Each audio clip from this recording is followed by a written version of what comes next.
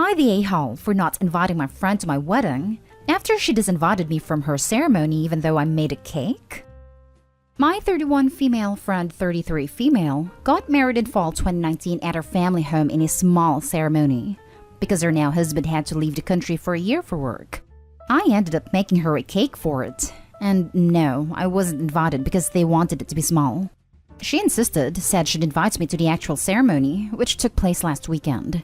She asked me if I could do the wedding cake for that too, and I agreed, as I am a professional decorator as a side job. Yes, she paid me. This conversation happened in August 2019. I got the official invite to her wedding January 2021.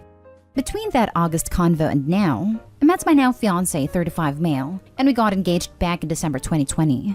I messaged my friend in January and said I was unable to do the cake as I moved 30 minutes away to live with him, and I had a small car at the time, so I couldn't deliver anymore and she didn't want to pick it up. A couple months later, I received a letter disinviting me from the ceremony citing health restrictions. These were lifted for weddings before this letter was sent out. I was a bit miffed because I feel I was only invited because I offered to do the cake and no longer could, but said nothing until this morning. FYI, I did not receive any money for this cake at all. She posted some wedding photos online and I liked one. She then called me seconds later and asked when to expect the invite to my wedding, to which I told her she wasn't invited, explaining the issue with the cake and me being disinvited from her wedding. She said I was taking it personally when it was about inviting close and essential people only, while also being safe. I asked her would I have still been invited if I had done the cake, and she said that's not relevant and called me vindictive. I told her it was relevant, and that I was disinvited because I no longer served a purpose to her. She got mad and said I was being petty, but I don't think I am. My fiancé and family agree with me, but some friends say I sound bitter. So, am I the a-hole for not inviting her to my wedding? Edit. Her wedding had 150 people. I got the invite in January, not February. I did not refuse to make a cake a month before. I told her in January, and she got married in June. Now for the top comments. Not the a-hole. If you aren't close and essential enough to attend either for ceremonies, why would she expect to be so for your wedding? Yeah. If Opie was so important as to not make the cut out of 150 guests, then it doesn't take a rocket scientist to figure out who the vindictive one is. Opie also didn't do something as tacky as her friend in inviting her. That was a low blow, especially citing health reasons when you have a guest list of 150 people. Had already had the person bake one cake for a ceremony they weren't invited to, then suddenly have concerns after they couldn't bake another cake for you. Either she was straight up using Opie for her mad baking skills in the first place, or was that vindictive simply because Opie could no longer do this huge favor. Either way, Opie is not the a-hole for not wanting the woman at her wedding. Friend, no cake, no invite. Opie, no invite, no invite. Friend, shocked Pikachu face. Not the a-hole, Opie. Not the a-hole. She wanted her cake, and when you didn't make it, she had no use for you anymore and threw you out. She can call you vindictive or petty all she wants. She's the one that disinvited you because you didn't make her a cake. She's not a friend. I was on the fence because if someone feels they need a small group for health reasons, that's a fair decision for them. But 150 guests? Yeah, it was about the cake. She isn't Opie's friend and is not owed anything. Not the a-hole. Not the a-hole. Your wedding, you invite who you want. In fact, she had planned for 150 people at her wedding and disinvited you as pathetic. 150 is not a small wedding. Did anyone else or any other friends get the same letter? Right? I had a bit less than that at my wedding that was back in 2011, pre-COVID. And that was inviting pretty much all our family and close friends plus some family friends. So inviting 150 people citing health concerns and Opie not making the cut says to me this friend doesn't consider Opie a close friend anyways. Next story is titled, Am I the a-hole for declining to pay for / approve of one daughter's wedding just after my other daughter's divorce? I, 57 male, have two daughters, 31 and 28. My younger daughter was married to a young man she had been with since high school. They married 3 years ago, and I was able to pay for a beautiful wedding. No issues. Unfortunately, their relationship did not survive the pressures of the pandemic, And 4 months ago, my younger daughter announced to us that they had split. We were all heartbroken, and it was very hard on my younger daughter. 2 weeks ago, my older daughter announced she was engaged to a guy she has been seeing for several years. I have nothing against her fiancé as he's a nice guy, although I don't know him well, and I want her to be happy. However, I feel as though her announcing her engagement was very insensitive in light of her sister's recent divorce, and I do not want to have another big family wedding right now as her sister is still dealing with the end of her marriage. I have also had to spend money on her divorce. I told my daughter that I could not in good conscience pay for her wedding now. I had planned to pay for both girls, and she should wait for a few years until our family was in a better place. My older daughter said she and her boyfriend were looking to start a family and wanted to be married. When I said I wouldn't pay, she said, "Do whatever you want," very immaturely and sullenly, and I haven't heard from her since. I am not trying to get in the way of their family planning, as I would not judge if they had a child prior to marriage. I'm just looking to be sensitive and save face for my family. However, my older daughter told some other family what happened, and they say I'm being an A, although I think she's leaving things out of context. Am I the a-hole in this situation? You're the a-hole. It's ridiculously inappropriate to expect one sibling to postpone marriage for years due to a sibling's divorce. But this is so ridiculous, I have a hard time believing it's for real. It's right there in Opie's post. Save face for the family. That's always a good motivator to make the wrong choice. You're the a-hole. So you're going to punish one daughter for the issues another is having in her own life? Just admit you like one daughter more than the other. Father of the year right here. Being very sarcastic. Good job proving to your oldest that you really only care for the youngest. I can't believe you had the nerve to say she should wait to be happy. You're the a-hole. Plus, he paid for the younger's wedding and divorce, but refused to pay for the older to save face, which then backfired. Opie, don't expect to get an invite to her wedding or have a relationship with any future grandkids. Yes, absolutely you're the a-hole, for a number of reasons. First of all, well, you're not an a-hole for this, but why are you paying for your daughter's divorce? Second, the fact that you're willing to pay for both the younger one's wedding and divorce but not for the others is completely unbalanced regardless of the circumstances. As one of two siblings, I can only imagine the frustration. Third, asking her to put her and her fiancé's life on hold for years is a ridiculous ask.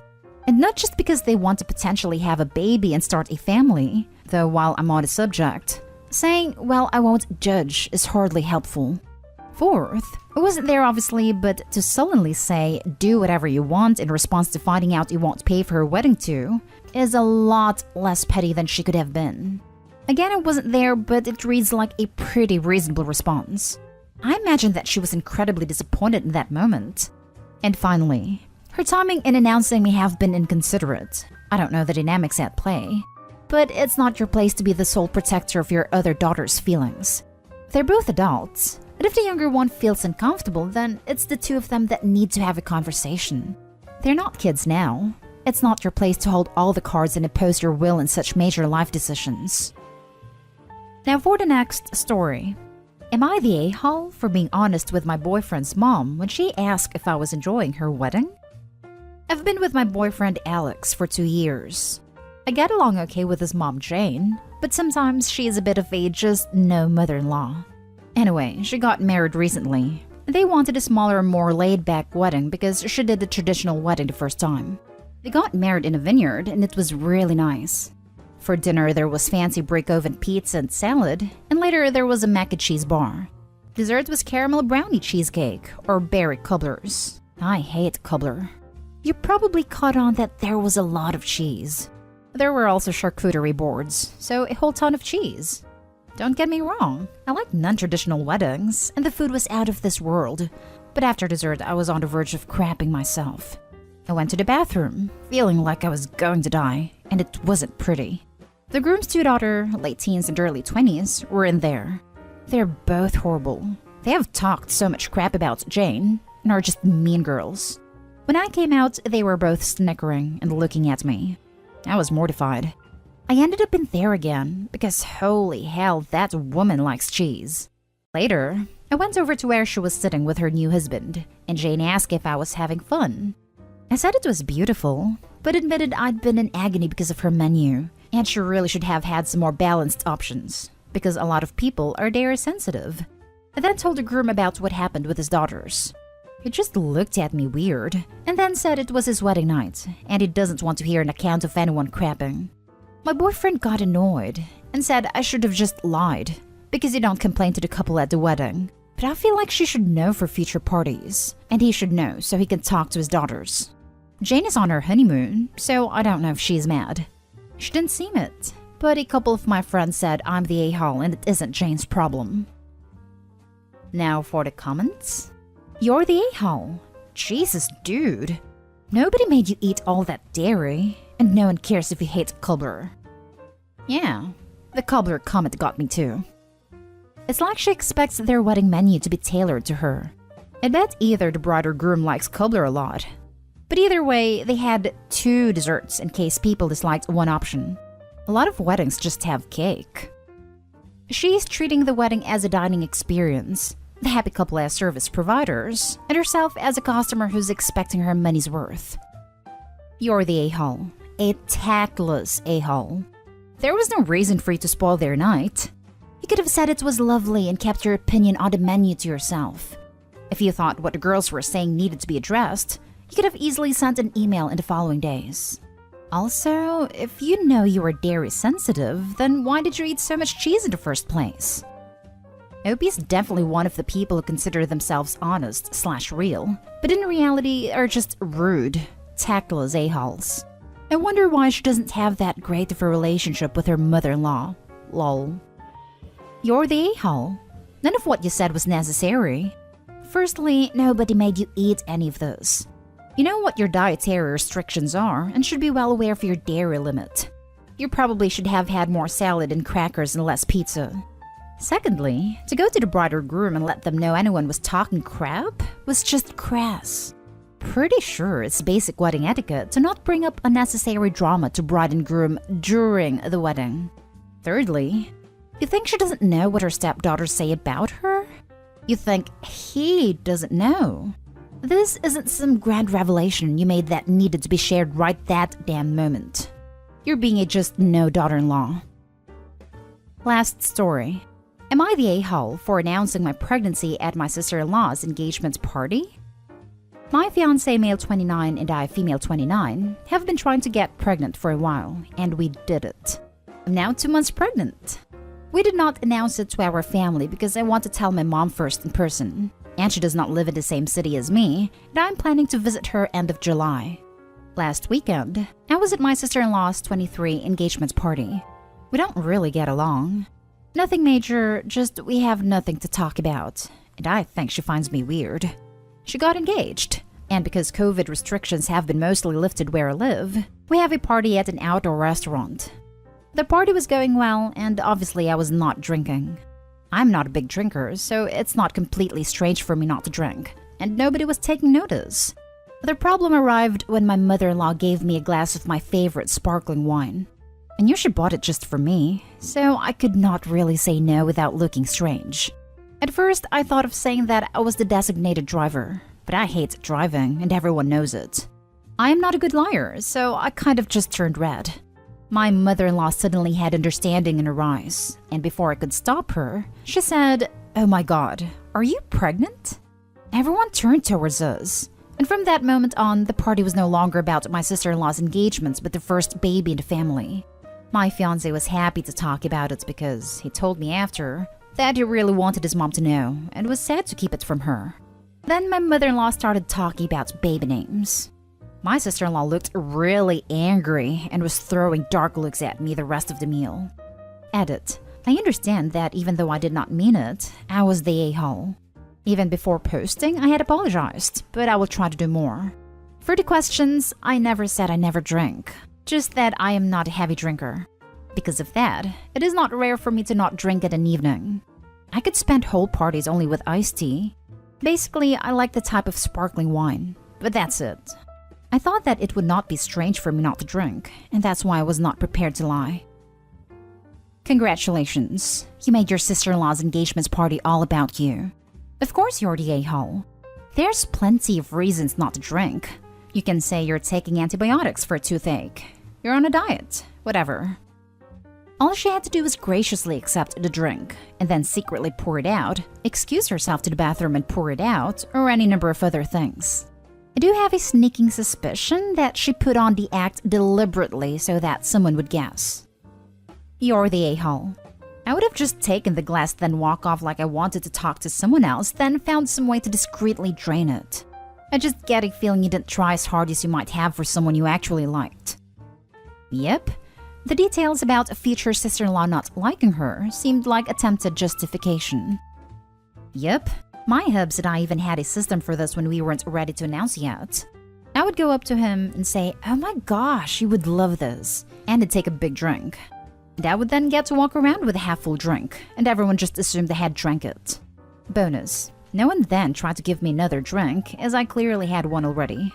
Props to him, his taste is much different than mine, but he did it anyway. Take a big drink and cheerfully say, "Nope, that's awful." You're the a-hole. You knew there would be alcohol there, so you had time to come up with an excuse not to drink. Say, "No thanks, upset stomach," or "Can't, doctor's orders." This bit is true. And let your spouse cover with a white lie she's on antibiotics. Instead, you played coy until she guessed. Then when you confirmed it, you knew sister-in-law was upset, but you let mother-in-law go on about baby names. You or husband relished the attention when you could have easily stood up and say, "Hey, I know you guys are excited, but there will be lots of time to celebrate. We are here for sister-in-law and her fiancé's engagement, and we want to direct the focus to that. I'm so happy for these two getting married, and a lot of planning went into this dinner, so please respect that." So you and your spouse are a-holes for letting it out, and then making no moves to shut down the attention.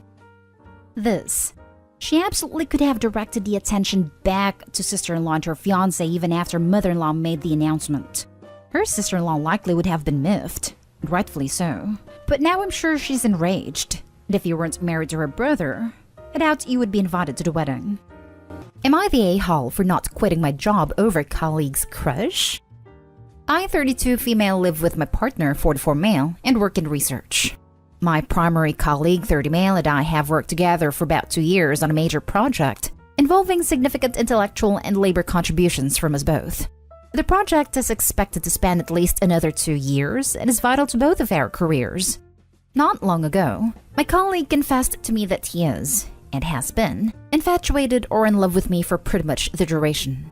It took place via a long email that was written after an evening of drinking. This was totally unexpected, but in retrospect there may have been some signs, but nothing that wouldn't just as easily be accounted for by a considerate personality. Shortly after this confession, I came to my husband with the issue. I want to get his advice about the situation, and showed him the drafts which I'd composed to organize my thoughts on the matter. They stated unequivocally that I'm not interested in a romantic relationship, and hope these feelings won't complicate our work together. I was again surprised at my husband's reaction. He seemed offended, to think I must have invited my colleague's affections, and that I should immediately quit my job, as in put in notice tomorrow. I was so taken aback that my immediate reaction was to laugh/snort at a suggestion, which was probably a mistake. That would be utterly disastrous for my career, and isn't an option I'm willing to consider. I greatly prefer the entire scenario had never happened, as a difficult and lengthy project hangs in the balance. But I have no real concern at this point about my colleague forcing the issue or letting it compromise our work. It seemed like an intoxicated getting my feelings off my chest. I'll need to put a lot of thought and caution into how I proceed with the work dynamic. But abandoning our project isn't even on the table. About a week has passed and my husband has been alternating between irate and a silent treatment, and suggested several times that I should move out of the house to be with my new spouse. Today I swung by the house on my lunch break and found the locks changed and my luggage on the patio, and I have been blocked on his work number and cell. Obviously, he cannot possibly intend for me to really move out, and is just pulling what I absolutely believe to be an a-hole-ish power sulk.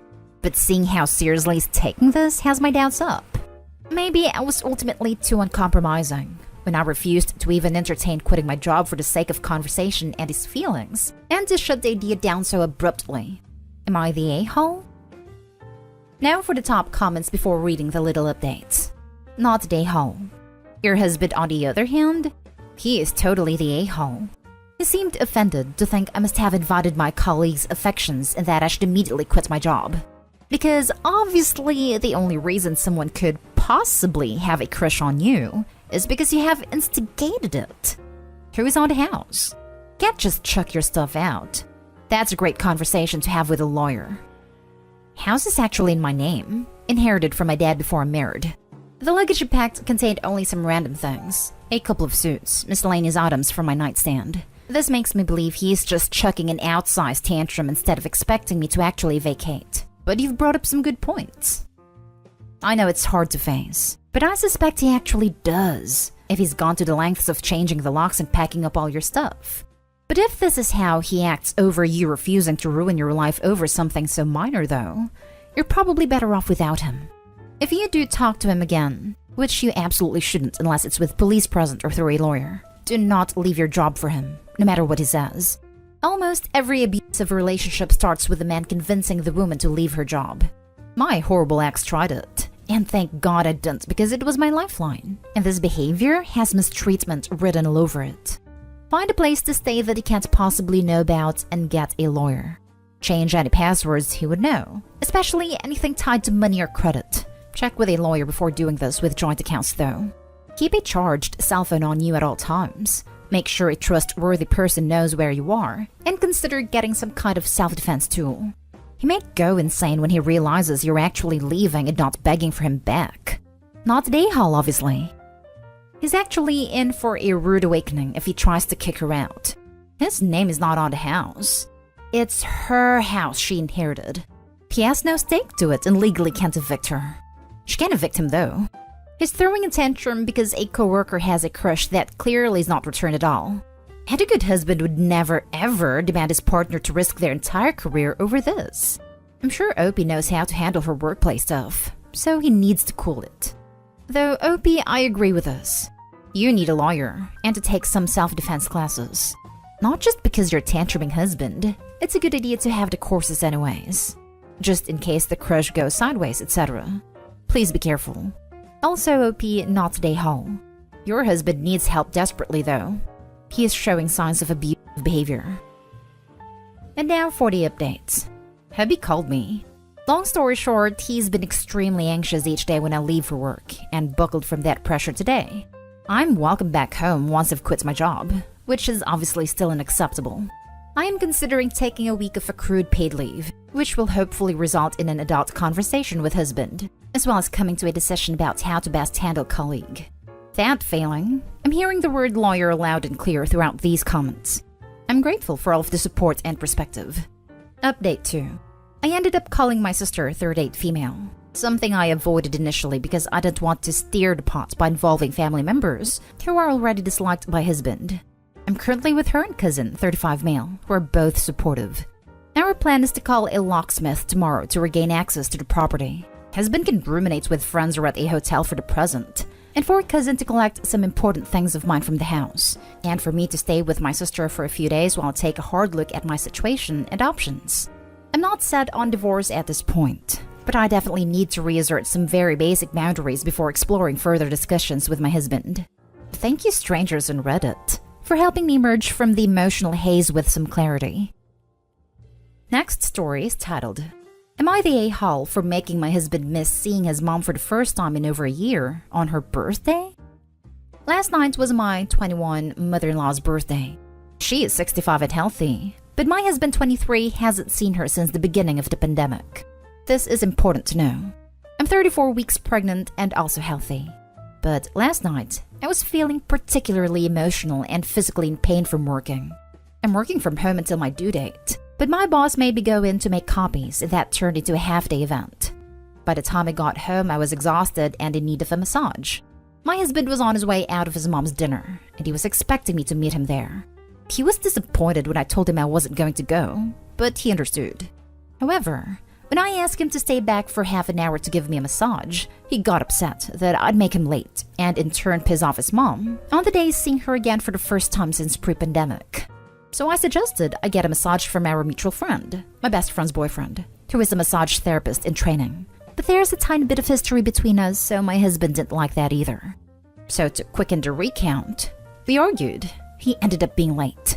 And after his mom called and he blamed me for his being late, which resulted in me getting lectured by his mom, I told him to stay home and take care of me, or he'd have to start paying his own phone bill. I pay his. He did it, but then slept on the couch that night. Didn't speak to me at all today. And tonight, when I returned from making more copies at the office, he'd claimed the bedroom, leaving my stuff for sleeping on the couch. About an hour before writing this, my sister-in-law, 30s, called and yelled at me for not letting my husband go to the dinner. He'll be able to see his family, including his mom, whenever now that she's vaccinated, but he missed out on the family reunion experience of the dinner. But I literally just needed some TLC. So, am I the a-hole? Now for the comments before the little update. You're the a-hole. There's a time and a place for needy behavior, and that time ain't it. Why couldn't the massage wait till later? You also blackmailed him into staying home, not to mention the weird threat to invite an ex over. You're the a-hole.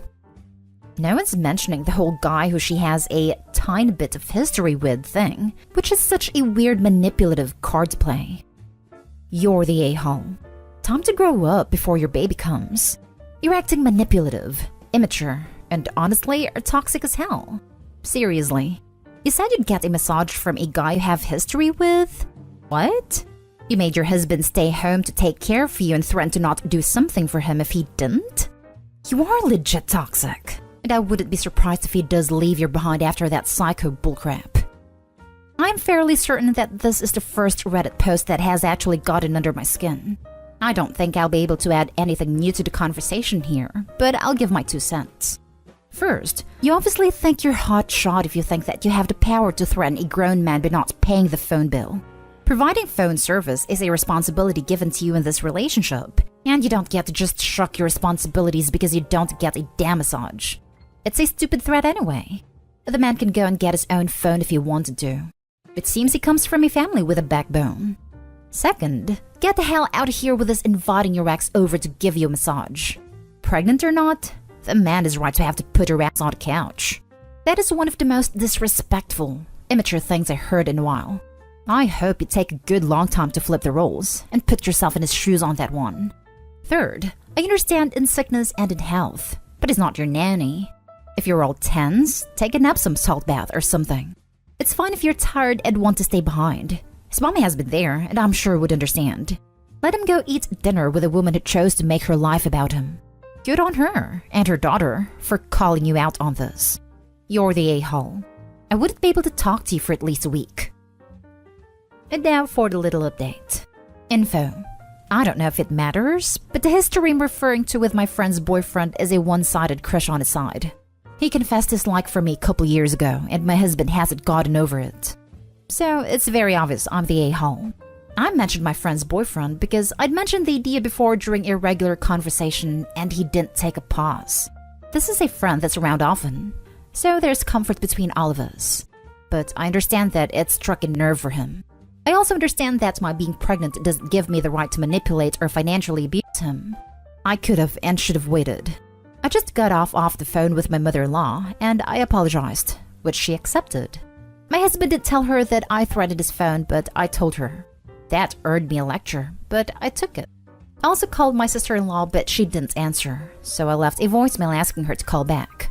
My husband left this morning to go pick up our crib from a friend, and he asked me not to come with him, even though I was supposed to. So when he gets back, I will apologize for my abusive behavior. I knew that was being harsh, but I thought it was warranted. And now I see that it was just abusive. I don't intend to be, as I really do love my husband. I will do better. Someone in the comments suggested planning another dinner, so I'll talk to him about that too. Final edit. I'm seeing a lot of criticism towards my mother-in-law and sister-in-law for lecturing me. In their defense, I've known them since I was a child. My husband and I were best friends before spouses, and we spent a lot of time together. So my sister-in-law sees me as more than a sister by law, and same with mother-in-law. Some of this was happening before my relationship, but it's mostly always been acceptable. Now for the next story. Am I the a-hole for not having sympathy for my fiancé? My fiancé sprained his ankle rather badly at work about a week and a half ago. He's been told to use the RICE method: rest, ice, compress, and elevate. He refuses to do this, or do anything to help his ankle heal. Instead, he insists on putting full weight on it, doing nothing to stabilize it, and having this attitude of, I don't need to do all that, it won't help me anyway. My fiancé is now groaning with pain, and very noticeably limping with every step and can barely go up and down the stairs. He's complaining how much pain he's in and how nothing has ever hurt this badly, and is looking to me to feel sorry for him and treat him extra special. That's not me. I don't pamper or baby adults, but when I've tried to get him to let me actually help him take care of his injured ankle, it's been rejected. I got fed up and told him I have zero sympathy for him because he won't help himself, and he won't allow me to help him. And he knows he's just making it worse. So stop looking to me for special treatment because it's not happening. Am I the a-hole? Edit. He also refuses to use any mobility aids like crutches or a cane, which would be helpful. Now for the comments. Not the a-hole. He did this to himself. If he refuses treatment, he is going to have to suffer the consequences. My sympathies to you, OP, that you are dealing with such behavior. You're going to marry this dude? Should you have children, get excited for him to tell them to man up when they've got croup or rear infections. That following doctor's advice is for losers. Not today, home. Good luck to you, though. Not today, home. And in a way, this is a gift to you because this is very useful information to have about his behavior before you're legally tied to each other. He sounds like one of those men that thinks acting strong beats any sickness, trying to be a hero in his head for powering through. Last story. Am I the a-hole for refusing to pay the internet bill because he went and blew a bunch of money? My fiancé is absolutely terrible with money when he gets depressed. He splurges whenever he hits a rough patch. He has never put us in the hole, but he still buys stupid stuffs and almost never gets used, or used once and tossed to the side. He also has a habit of buying drinks and snacks every time he goes to the store, even if he had just eaten. We have easily over $200 in gas station purchases a month. If he's not spending money, he's not happy, basically. We both work full-time at a really good paying jobs. However, we have been saving for nearly a year to have for a 20% down payment on a home loan. Despite us both putting money towards the savings in every paycheck, we don't have much. Maybe $2,500. Why? Because he is on a depressive spell. It has been for like 4 months. Therefore, he's only been putting like maybe $10 out of his paycheck into the savings to my $100 to $150. I don't use the internet. I don't watch TV. I don't play games. I don't use it for literally anything. Despite this, usually I'm the one who pays the bill. We split bills. It runs $90 a month for basic.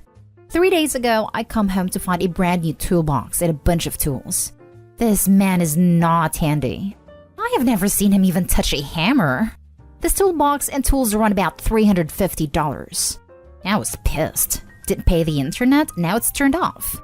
When he asked why the internet was shut off, I made it quite clear that if he wasn't buying stupid stuffs that he will never use, then the internet would be on because we would have the money. I wasn't about to leave myself with $40 for the next week just to pay the bill because he decided to splurge. He tried arguing that those things are stuff that we should have in case of emergencies. I won't budge, and he doesn't have the money to pay the bill either, so now he can't play his video games to decompress. Am I the a-hole? Edited to add. He refuses therapy. He gets depressed easily once a year for months at a time. Not the a-hole, obviously. You have a much bigger problem than an unpaid internet bill. You don't say when your wedding is, but I promise you these problems will get worse after marriage.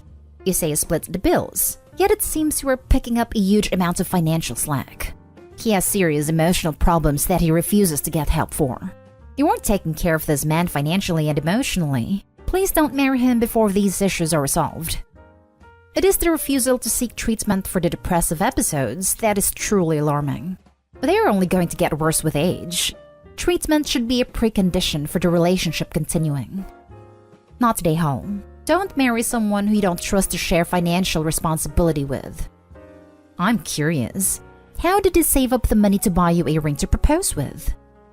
He wasn't depressed at that point in his life. That was 2 years ago before we started saving for a home loan. It's a very simple ring. I think it only cost like $300.